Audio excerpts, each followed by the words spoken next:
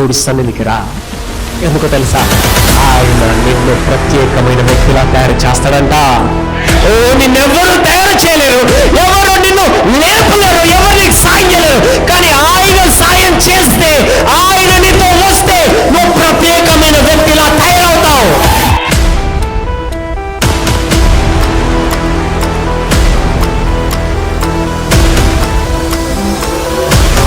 తాను విశ్వసించిన దేవుని ఎదుట అనగా మృతులను సజీవులుగా చేయువాడును. దేవుడు అబ్రాహాముకు దేవుడు అర్థమవుతున్నాడు.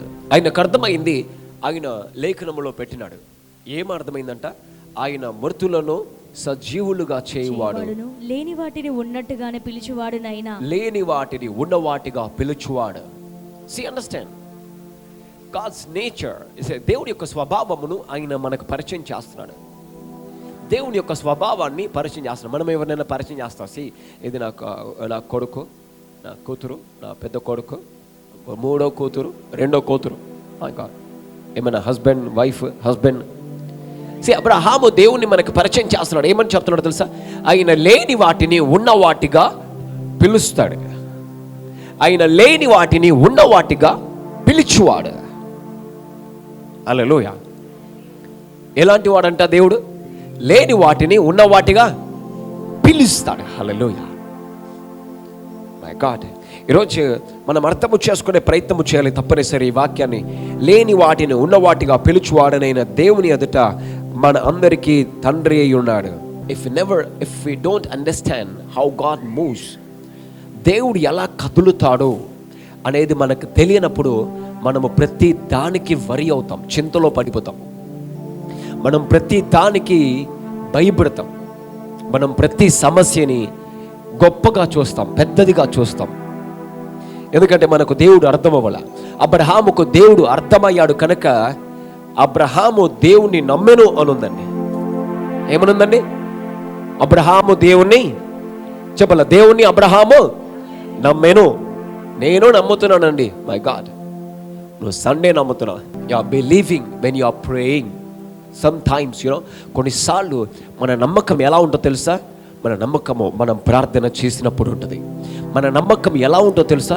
మన నమ్మకము మనం ఉపవాసం ఉన్నప్పుడు ఉంటుంది. కొన్నిసార్లు నమ్మకం కొంతమందిలో ఎలా ఉంటుందో తెలుసా? వాళ్ళకు ప్రవచనం వచ్చినప్పుడు ఉంటుంది. వాళ్ళ నమ్మకం ఎలా ఉంటుందో తెలుసా? హల్లెలూయా.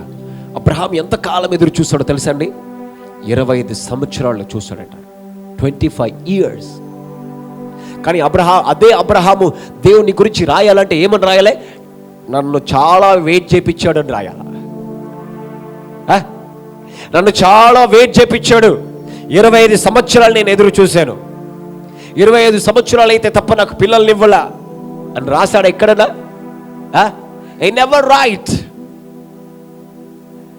అలా ఎక్కడ అబ్రహాము రాయలా. ఎందుకు రాయలో తెలుసా? అబ్రహాముకు దేవుని యొక్క గొప్పతనము అర్థమైంది. హల్లెలూయా, హల్లెలూయా. ఒకవేళ నేను పలకరించానంటే నువ్వు నీ సమస్యలు చెప్తావు. ఒకవేళ అబ్రహామును పలకరిస్తే అబ్రహాం అంటాడు, నా దేవుడు లేని వాటిని ఉన్న వాటిగా పిలుచువాడు అని అంటాడు. హల్లెలూయా. మై గాడ్, ఒకవేళ నేను పలకరిస్తే you want express your feelings.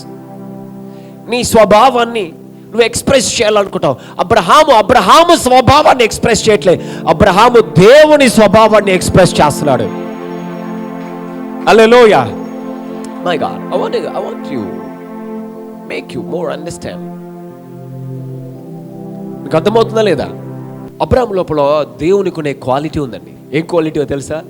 Abraham దేవుణ్ణి ఎత్తి రాంగ్ వేలో చూపెట్టట్లా. అబ్రహాము దేవుణ్ణి దేవునిగానే చూపిస్తున్నాడు.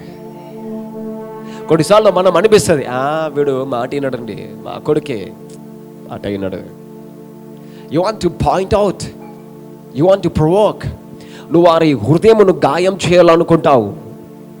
నువ్వు అనుకుంటావు ఇలా చేస్తే వీడు సరి అవుతాడని. సరి అవ్వడు. వాడి మనసులో అది పడుతుంది. నీ వెనకాల అదే తలంపుతో తిరుగుతాడు. అబ్రహాము పాపము చేసిన తర్వాత దేవుడు అబ్రహామును దర్శించడానికి వెళ్ళాడు.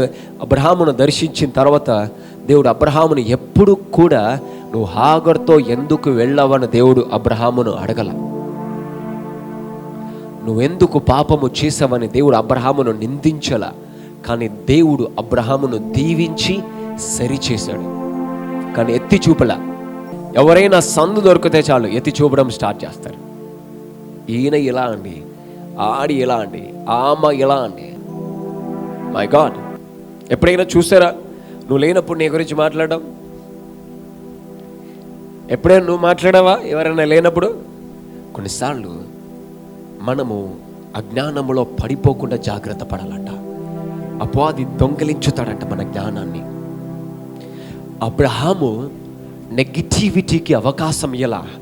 అబ్రహాము పాజిటివ్ మైండ్ని డెవలప్ చేసుకుంటున్నాడు. హల్లెలూయా, మై గాడ్. ఎంతమందికి ఈ విషయం అర్థమైంది? అబ్రహాము నెగిటివిటీని, అంటే తప్పుడు సమాచారం పైన దృష్టి పెట్టట్లా, అబ్రహాము సరి అయిన సమాచారం మీదనే దృష్టి పెడుతున్నాడు. ఎందుకు? అది తనను డెవలప్ చేస్తుంది. తాను విశ్వసించిన దేవుని ఎదుట, అనగా మృతులను సజీవులుగా చేయువాడును లేని వాటిని ఉన్నట్టుగానే పిలిచివాడునైనా దేవుని ఎదుట అతడు మనందరికీ తండ్రి అయి ఉన్నాడు. ఇందును గూర్చి నిన్ను అనేక జనములకు తండ్రిగా నియమించి తిని అని వ్రాయబడి ఉన్నది. నీ సంతానము ఇందును గురించే, నిన్ను కూడా ఇందును గురించే, అంటే what he believed God granted. Hallelujah, my God. ఎంతమంది ఇక్కడే ఉన్నారు? హల్లెలూయా. అబ్రహాము దేవుని ఎలా నమ్ముతున్నాడో తెలుసా? దేవుడు లేని వాటిని ఉన్న వాటిగా చేస్తాడు. హల్లెలూయా, అర్థమైందా? First point Abraham. అయితే దేవుడు అంటున్నాడు ఇందుని గురించే. నిన్ను అంటే ఎవరండి? దేవుడా అబ్రహామా? చెప్పండి. నిన్ను అంటే దేవుడా అబ్రహామా? చదవండి. నిన్ను అనేక జనములకు తండ్రిగా నియమించి తిని. ఎవరైనా నిన్ను అనే వ్యక్తి ఎవరు? అబ్రహాము. అబ్రహాము ఏదైతే నమ్మాడో దేవుడు అంటాడు నువ్వు ఇది నమ్మావు. ఏది?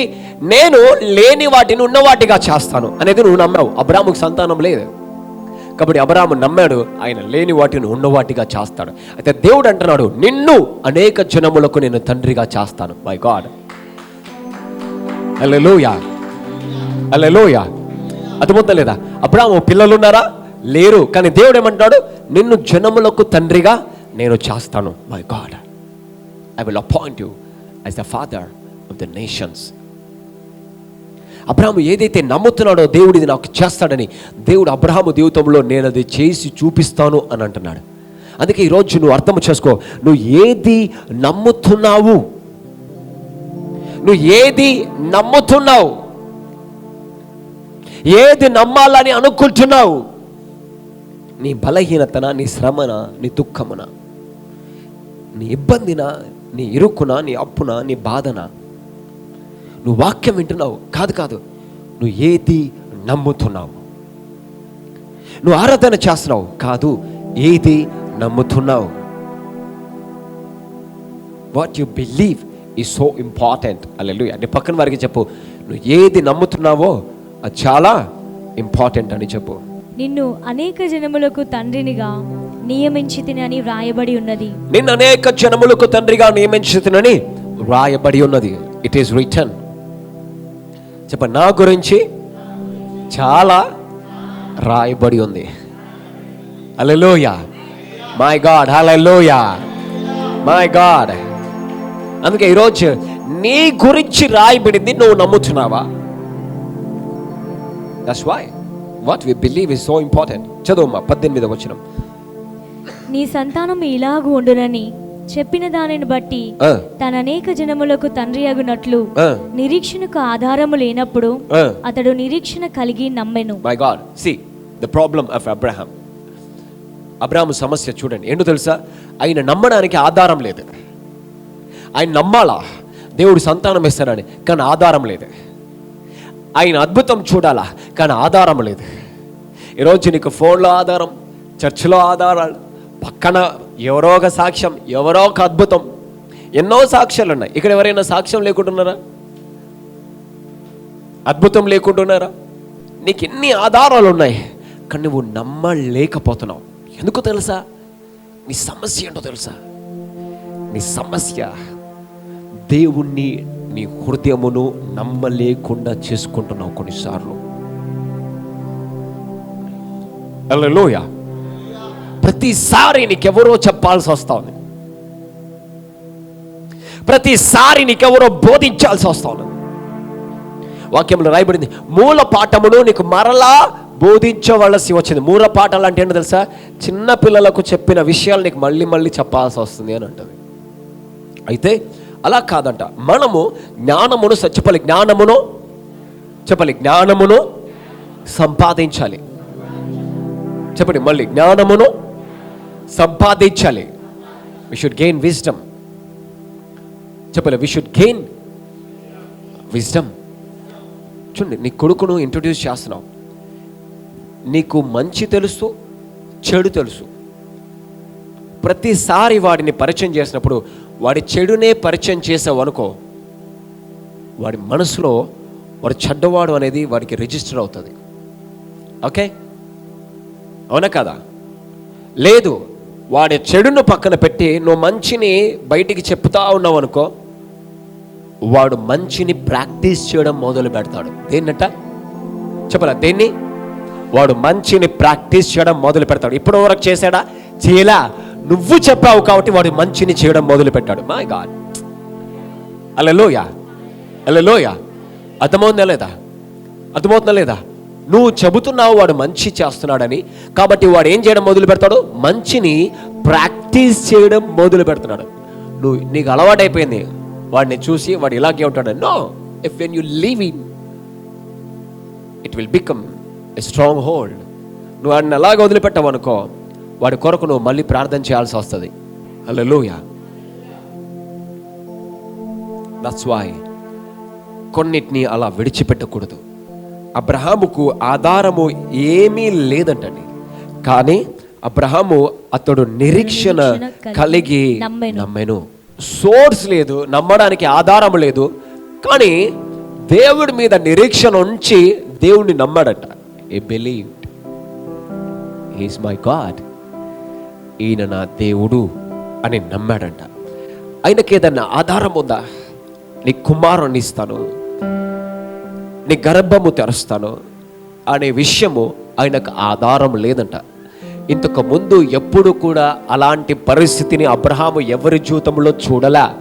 కానీ అబ్రహాము దేవుణ్ణి నమ్మాడు అనుందండి. హి బిలీవ్డ్. ఆధారం లేదు కానీ అబ్రహాము నమ్మాడు. హల్లెలూయా. ఆధారం లేదు కానీ అబ్రహాము నమ్మాడు.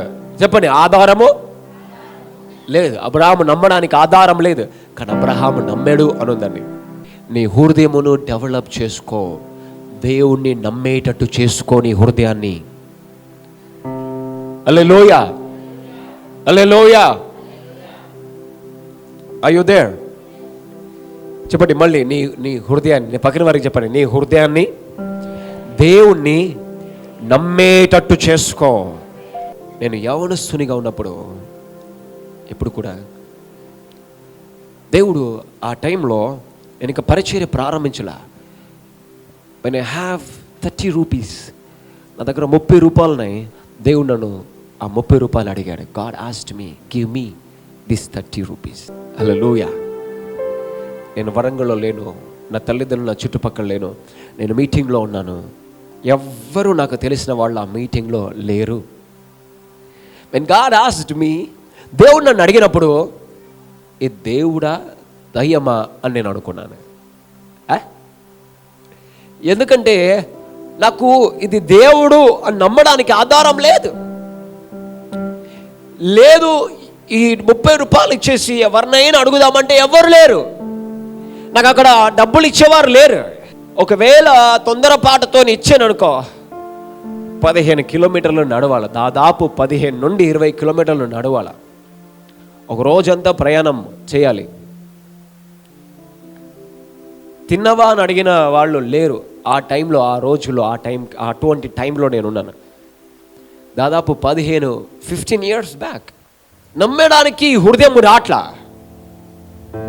I don't have that much heart to believe in God.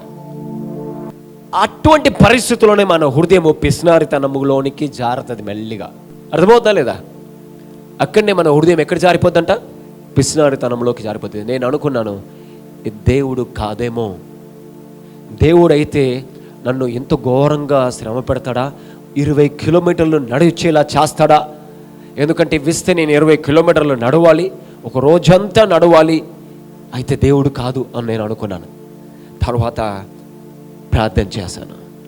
కొంచెం దానికి ముందు కొంచెం అనుభవం ఉంది, దేవుడి స్వరము వినే అనుభవం. అయితే ఆ అనుభవాన్ని ఆధారం చేసుకొని, ప్రభువా ఇఫ్ యు ఆర్ దిస్, ఒకవేళ ఇది నువ్వు అయితే నేను కళ్ళు మూసుకుంటున్నాను, ఇంత పెద్ద శబ్దాలు ఉన్నాయి, ఇంతమంది ప్రార్థన చేస్తున్నారు, ఒక్కసారి నాతో మాట్లాడు. నేను కళ్ళు మూసుకున్నాను. దేవుడు నాతో అన్నాడు, ఇది నువ్వు నాకివ్వు అని అన్నాడు దేవుడు.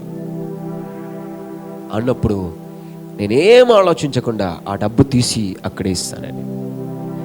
ఎప్పుడైతే డబ్బు తీసేసానో ఇంకొక ఆలోచన చేయలేదు, ఒకటే డిసైడ్ అయ్యాను, నేను 20 కిలోమీటర్లు నడవాలి, నేను నడుస్తాను ప్రభువా అని డిసైడ్ చేసుకొని అది ఇచ్చాను. ఇచ్చేసిన తర్వాత నాకు టీ లేదు, బన్ లేదు.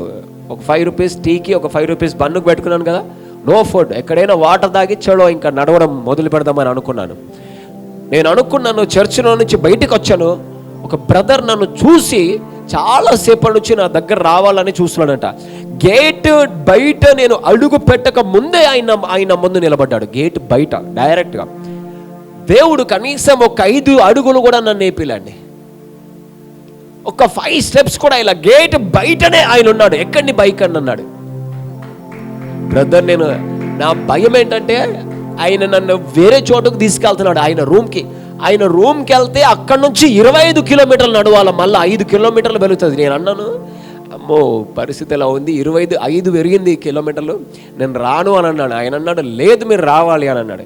నేను రాను బ్రదర్, నేను చాలా దూరం వెళ్ళాలి అని అంటే, లేదు మీరు నాతో రావాలి అని అన్నాడు. అని ఫస్ట్ నన్ను ఆయన ఎక్కడికి తీసుకెళ్ళాడు తెలుసా? నేను తినడానికి తీసుకెళ్ళాడు. He gave me food. He gave me food. So I started understanding my God. నా దేవుణ్ణి నేను ఆయన్ని అర్థం చేసుకోవట్లే, ఆ బైక్ని అర్థం చేసుకోవట్లే, నేను నా దేవుని అర్థం చేసుకుంటున్నాను. అర్థమవుతుందా లేదా? I'm understanding my God. అబ్రహాముకి ఆ సోర్స్ లేదు దేవుని ఇది అని అర్థం చేసుకోవడానికి, కానీ దేవుని అబ్రహాము నమ్మాడు. ఆయన నాకు ఫస్ట్ ఫుడ్ పెట్టాడని ఐ క్రైడ్. చాలా హృదయం ఒకలా అయిపోయింది, ప్రభువా this is you, I'm a youngster. నా తల్లిదండ్రులు కానీ ఎవ్వరు నా చుట్టూ లేరు. నాకు ఇప్పటికి కూడా మొహమాటం, ఎవరిని ఒక రూపాయి నేను అడగను, నోరు తెరిచి. ఇప్పటికి కూడా మా డాడీని కానీ నేను అడగను. అయితే నేను ప్రభువా ఈయనని నేను డబ్బులు అడగలేను, ఆయన ఫ్రెండే, కానీ నేను డబ్బులు అడగలేను. ఓకే, ఇక్కడ నుంచి తిని మళ్ళీ నడుద్దామని నేను అనుకున్నాను. నా ఆలోచన అంతా నేను నడవాలి, ఐ షుడ్ గో. ఆయన అన్నాడు, లేదు మా రూమ్కి వెళ్దాం పదా అని అన్నాడు. అప్పుడే నాకు ఒక కాల్ వచ్చింది, బ్రదర్ మీరు రావాలి, ఇక్కడ ఈవినింగ్ మా ఇంటి దగ్గర మీటింగ్ ఉంది, మీరు వచ్చి ప్రీచ్ చేసి వెళ్ళాలి అని అన్నాను. అమ్మ, అక్కడ నుంచి అయితే 35 కిలోమీటర్స్ అవుతుంది, నేను రాత్రంతా నడవాలి. ఐ స్టార్టెడ్ ఫియరింగ్, నేను భయపడడం మొదలుపెట్టాను. కానీ ఒక మాట ప్రార్థన చేశాను, ఏంటో తెలుసా? ప్రభువా అక్కడ నుంచి అయితే 35 కిలోమీటర్స్ అవుతుంది, నేను ఇంత ఘనం నడవాలంటే చాలా కష్టము, ఏం చేయాలి నాకు అర్థం కావట్లేదు. వారు వాక్యం చెప్పడానికి రమ్మంటున్నారు కాబట్టి నేను వెళ్తున్నాను అని చెప్పి ఆయన అడిగాను, బ్రదర్ ఎక్కడికి వెళ్తున్నారు అని అంటే ఆయన అన్నాడు, పలానా చోటుకి వెళ్తున్నాను అన్నాడు. నేను వెళ్ళాల్సిన చోటు కూడా అక్కడికే, ఆయన నన్ను అక్కడికే తీసుకెళ్ళి డ్రాప్ చేశాడు. నేను వెళ్ళాల్సిన చోటు కూడా అక్కడే. నేను అక్కడ వాడబడ్డాను. ఒక చిన్న కాటేజ్ ప్రేయర్, వాళ్ళకు ప్రేయర్ రిక్వెస్ట్కి పిలిచారు, వాడబడ్డాను. I never received money. అంటే ఆ చోట్లో ఎప్పుడు కూడా వాళ్ళు నాకు డబ్బులు ఇవ్వాల. ఎప్పుడు చాలాసార్లు వెళ్ళాను, కానీ ఎప్పుడు నాకు వాళ్ళు డబ్బులు ఇవ్వాల. నేను వెళ్ళాను, వాళ్ళు నాకు స్నాక్స్ ఇచ్చారు, మళ్ళీ తిన్నాను, వాక్యం చెప్పాను, వాళ్ళ ఇంట్లో ప్రేయర్ చేశాను. 15 to 20 మినిట్స్, ఇది హాఫ్ అన్ అవర్ 1 అవర్ కాదు, 15-20 మినిట్స్. అప్పటికే సాయంత్రం అవుతున్నది. నేను వాక్య పరిచర్య చేశాను, ప్రార్థన చేశాను, బయటకు వచ్చాను. బయటకు వచ్చిన తర్వాత దెన్ నెవర్ గివ్ మైండ్, అక్కడ నాకు వాళ్ళు డబ్బులు ఇవ్వాల. నేను డబ్బులు ఎప్పుడు, ఎందుకంటే నేను టీనేజర్ని, అర్థం చేసుకోండి, నేను సేవకుడిని కాదు, అర్థమవుతుందా? సేవకుడిని కాదు. వాళ్ళు ఏదో చిన్న ప్రేయర్ చేయించుకోవడానికి పిలిచారు, ప్రార్థన చేశాను, బయటకు వచ్చాను. నేను బయటికి వచ్చిన తర్వాత వేరే ఫ్యామిలీ కాల్ చేశారు, వాళ్ళ ఇంటికి వెళ్ళాను. అప్పుడు ఒక సహోదరి నాకు డబ్బులు ఇచ్చిందండి, 500 ఇచ్చింది. 500 షీ గేవ్ మీ. నేను అన్నాను, అమ్మ నాకు ఇవ్వకు, వద్దు అంటే, ఆ సిస్టర్కి నేను ఒక 1.5 year ముందు ప్రవచనం చెప్పాను. 1 year ముందు ప్రవచనం చెప్పాను. ఆమెకు కూతురు పుట్టింది. అమ్మ నేను ఎట్లేదన్నా, నా కూతురుతో ఇస్తున్నాను, నువ్వు ప్రార్థన చేసి ప్రవచనం చెప్పావు, నా బిడ్డ పైన నీ ఆశీర్వాదం ఉండాలి, అందుకే నువ్వు ఇక్కడ ఉన్నావని తెలిసి పట్టుదలతో మిమ్మల్ని ఇక్కడ పిలిచానన్నా, నా బిడ్డను ఆశీర్వదించన్నా అని చెప్పింది. So I was shocked. నేను ఎన్ని కిలోమీటర్స్ నడవాలి? ఒక 30-35 కిలోమీటర్లు నడవాలి. నా చేతిలో డబ్బులు చూసి వాళ్ళ ఇంట్లోకి వెళ్ళి బయటకు వచ్చి నేను రోడ్డు మీద ఏడుస్తూ నడిచాను, రోడ్డు మీద ఏడ్చుకుంటూ నడిచాను. Lord, this is you. Hallelujah. ఇది నువ్వు. ఈరోజు నేను నీకు చెప్పేది ఏంటంటే, నీకు దేవుడు కనబడినప్పుడు దాచిపెట్టుకో లోపల, దాన్ని మరచిపోయి ఏదో సమస్యలో ఆలోచనలో పడిపోకు. నీకు చాలా ఆధారాలు ఉన్నాయి నీ చుట్టుపక్కల.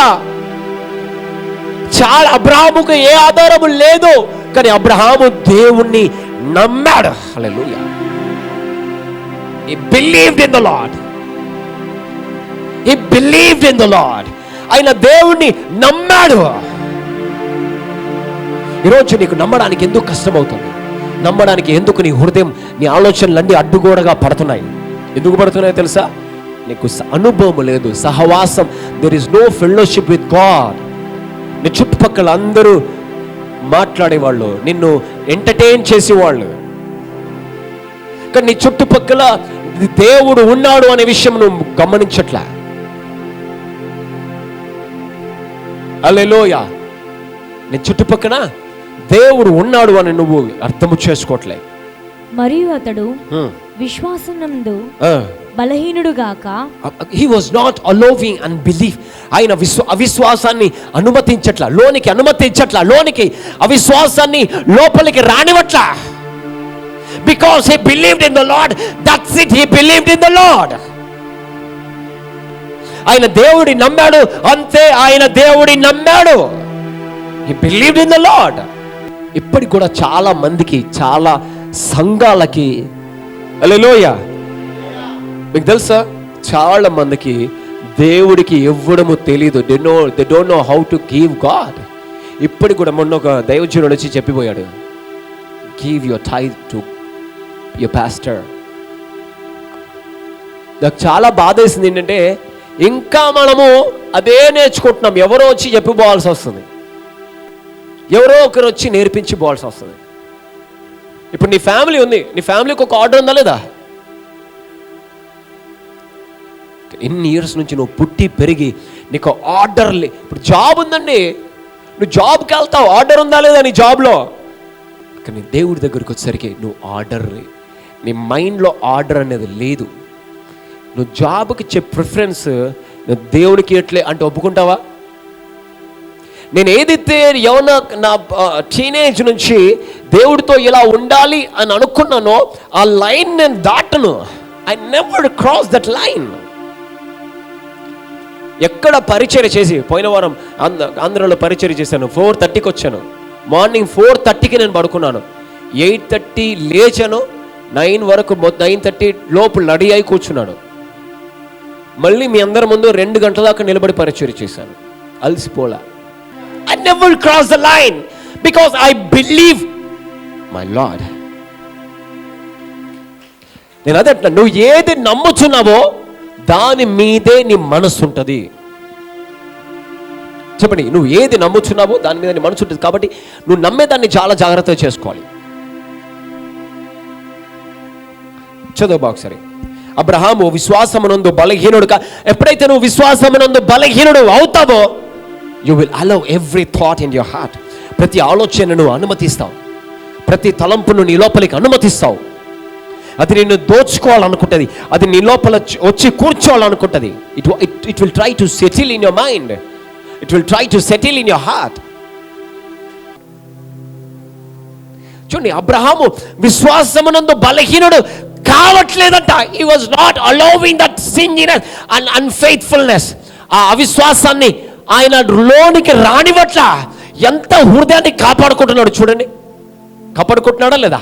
మనం ఏదో చదివి అబ్రాహాము విశ్వాసమునందు బలహీనుడు కాలేదు, అబ్రాహాము చాలా బలంగా ఉండడం కాదయ్యా, లోనికి రానివట్ల.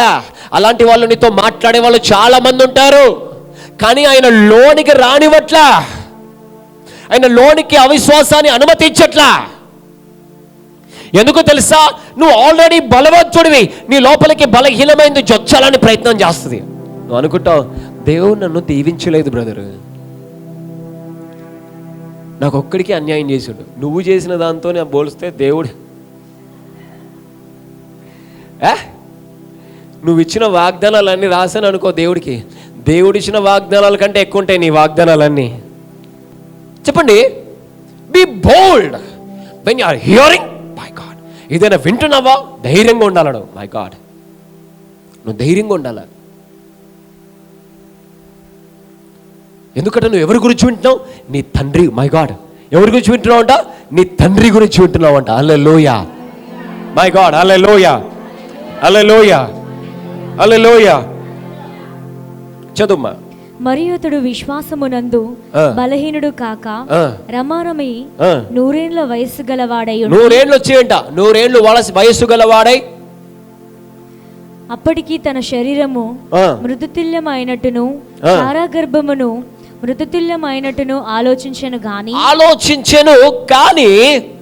ఆలోచనలు వచ్చాయి, కానీ ఆలోచనలు వస్తున్నాయండి చాలా, కానీ అవిశ్వాసము రానివ్వకు. ఆలోచనలు ఎన్నైనా రాని, అవిశ్వాసం రానివ్వకు.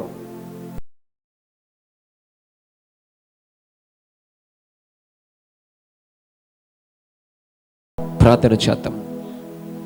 ఇలా ఒక మాటను దేవుడు నా మనసులో పెడుతున్నాడు. ఇది అందరూ గుర్తుపెట్టుకోండి.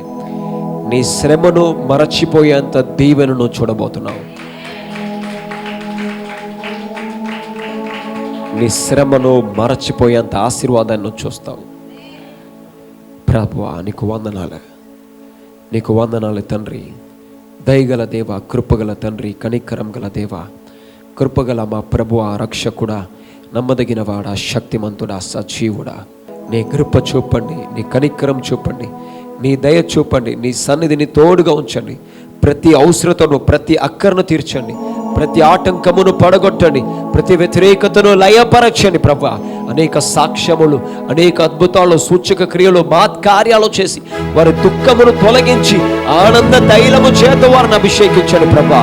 ఆయాసకరమైన పరిస్థితుల్లో నుంచి విడుదల కలుగునుగాక, సంతోషకరమైన ఆనవాళ్ళు వాళ్ళకు కలుగునుగాక. వారి హృదయములో, వారి ఇంట్లో ఎల్లప్పుడూ ఆనందము, సంతోషము, సమాధానము ఉండును గాక. యేసుక్రీస్తు నామమున అద్భుతాలు మన సొత్తు. ఏ భయము, ఏ కలవరం వారిలోనికి రానివ్వకుండా కృప చూపమని, క్షేమమును దయచేయమని, సమాధానము దయచేయమని యేసుక్రీస్తు నామమున ప్రార్థిస్తున్నాము తండ్రి. Amen, amen, amen. God bless you.